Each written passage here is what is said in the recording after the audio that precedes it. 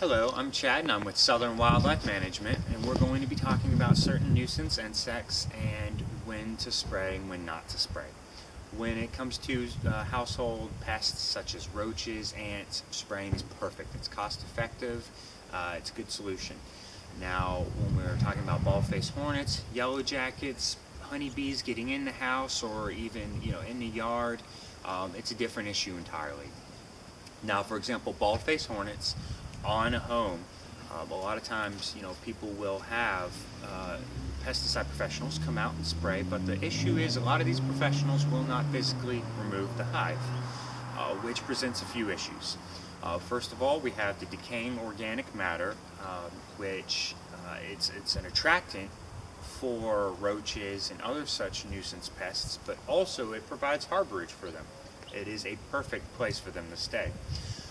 This hive can also cause a discoloration on the house. It's an aesthetic issue, and it can also retain water. So not only is it unsightly, but it can cause you problems.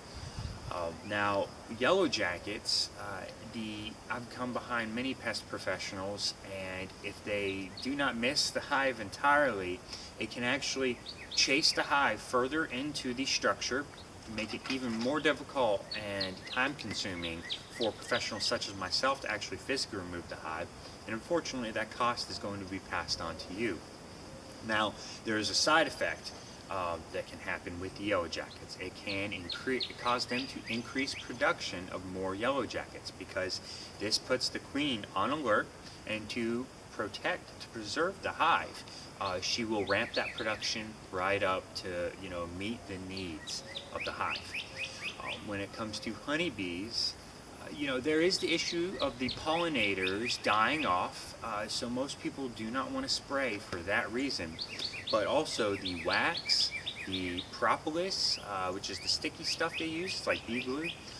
There is the brood that's left in there that's decaying, the honey. These are perfect materials for roaches, any sort of insect would just love to get in there and just munch away. And roaches are incredibly resistant to the pesticides. They adapt rather quickly. So just because the hive is sprayed and it killed the honeybees, yellow jackets, it doesn't matter. The roaches will not be bothered by this, and within a generation they can easily adapt to that pesticide. Now, we actually get in there, we find the best way to approach the situation.